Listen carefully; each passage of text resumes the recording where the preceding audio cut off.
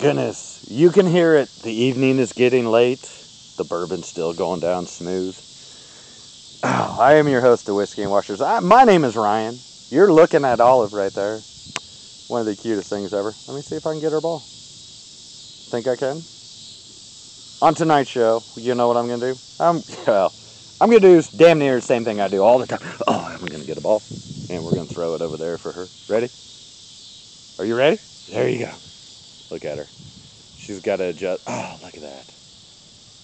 Oh, it's so fast, I can't even move the camera. I just got to keep it zoomed out. So tonight, what I'm going to do, I've been very passionate about the bourbon, how you read your bourbon bottles, where in the rick house you want your bourbon to come from. So if you want to learn anything about that, check out some of my past episodes from tonight. I'm drinking Wild Turkey Rare Breed. Probably not enough of it to get through a show. I've done a few episodes tonight where I've compared Wild Turkey Kentucky Spirit, which is their single barrel, and the Rare Breed. You know what? I'm just going to stick to the one bottle since my Kentucky Spirit glass is empty. And you know what? I still got a little Rare Breed, so I'm just going to pour that. And I think this may be more of a little washer-centric show, but God, as a bourbon guy through and through, I'm going to give you some tips, hopefully, that you may not know. You probably do, but you know what? If I can just give you one little nugget to make your buying experience just that much better, that much more consistent. What to look for on bottles. Where in the rick house do you want barrels to be stored? All those things, like, those are huge factors in what your bourbon's going to taste like. So, along with the mash bill, but a lot of people don't realize, and as a entrepreneur who is in the beginning stages of opening up my own distillery, I've learned a lot just in the last few months. So hopefully I can pass some of that knowledge on to you. Help you keep from buying bottles that you just don't enjoy. And there are tips, there are things on the bottle that you can find as you're at the liquor store. So I'll go through those. Probably not on this show because it's a lot easier to demonstrate. I actually have already brought a handful of bottles out for this evening.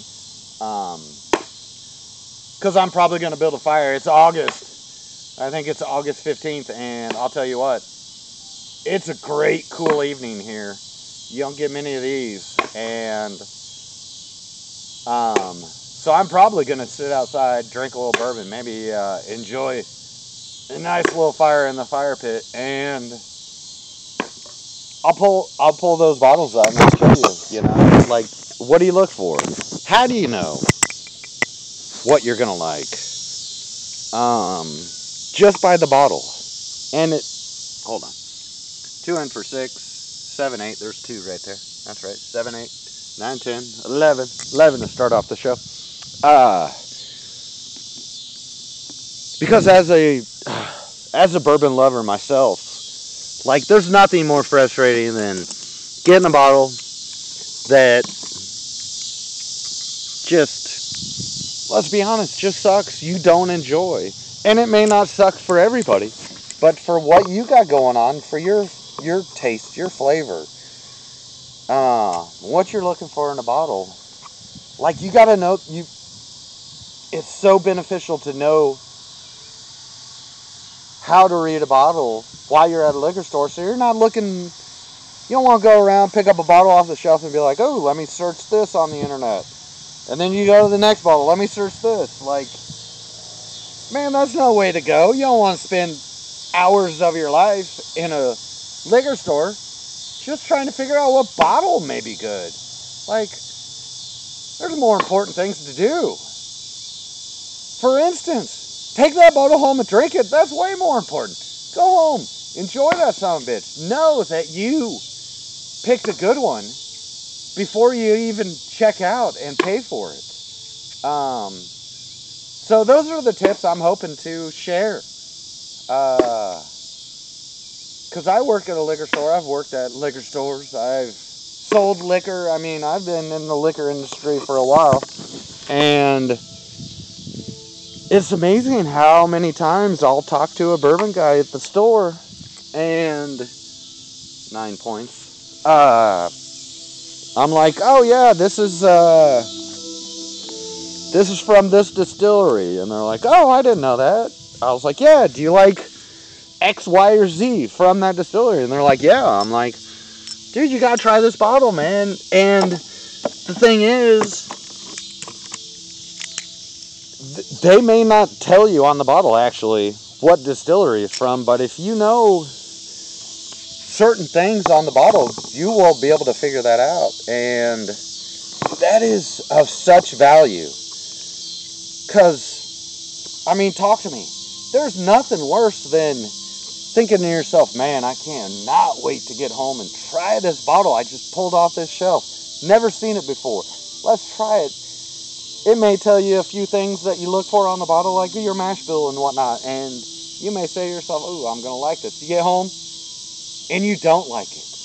And then you end up having to pawn it off on friends and whoever who comes over, just trying to find somebody who likes this bottle that you don't like, and it sits on your shelf. And that's just, God, that just can be discouraging, and it can really discourage you from trying new bottles, which, man, I'll tell you what, the more bottles you try, the more you're able to taste things, the more you're going to find out what you enjoy. The more you're going to also find out what you don't enjoy. That's just as important. You've got to know what mash bill you like. You got to know, all right, 2 and 3 on, damn, 9 again. All right, that's a bourbon citric, man. I got 29 points, which is that point right there. I've thrown 27 washers, 3 rounds. We're not going to get into it. 29. I'm going to shoot till I get to 50 points. Well, my record for amount of washers thrown to get to 50 points is 29. I'm already at 27 washers thrown, so no chance of getting a record. So, bourbon time, baby. Bourbon time. And it's bourbon time all the time for me. And if you're watching this, you might be the same way. So I'm going to give you some tips. And I'm not going to do it right now, because I'm throwing washers. I'm not going to stand around and show you bottles and, hey, this is what, this. Like, no. I'm going to do that tonight. So stay tuned. But yeah, you can glean a lot. And, like, just understanding the lineage of distilleries. Like, let's say you like Elijah Craig, all right? Hey, I love Elijah Craig. It's fantastic. Well, what else tastes like Elijah Craig? Well, Elijah Craig is from the Heaven Hill. They've got a huge, fantastic portfolio. And they're going to be very, they're not going to be the same mash bills, but they're going to be similar. You're going to know it's going to be good. So 1 and 3 on. And we're not going to count that one, so I'm going to lift up the board. Yeah, it's not on. So I'll take 6 there.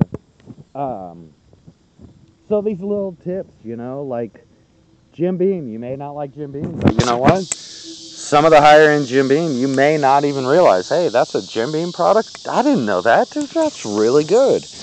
And your mass-produced Jim Beam, Jack Daniel's not bourbon, but it's whiskey. It's whiskey and washers.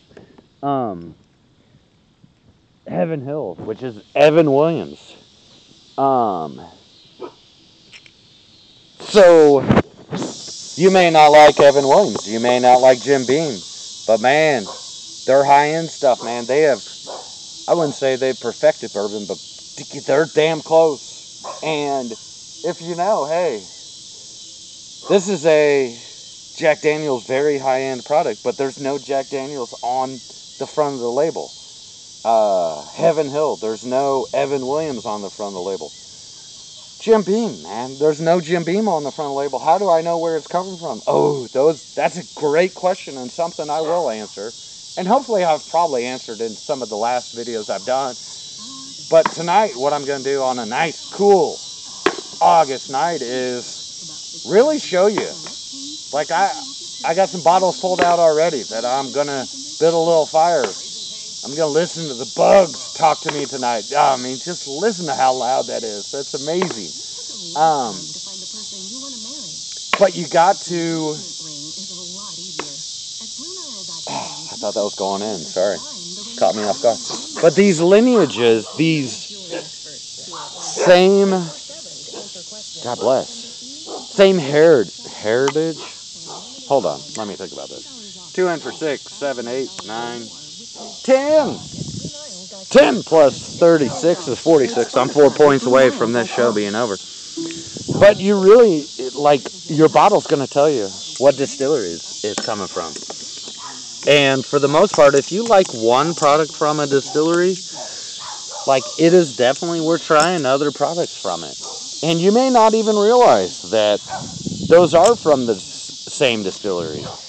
And you may be asking yourself, Ryan, how the hell do you even know these? Like, how does anybody figure that out just by looking at the bottle? Ooh.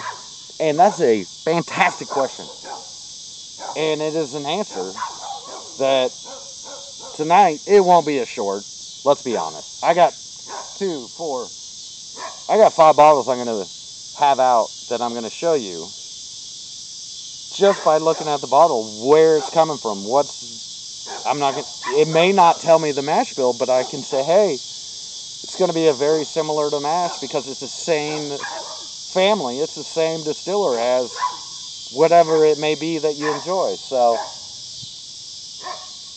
the more you know, the more educated you are on these things, the better your bourbon choices are going to be. The less often you're going to have a, God, I can't believe I bought this stupid bottle. It sucks, you know?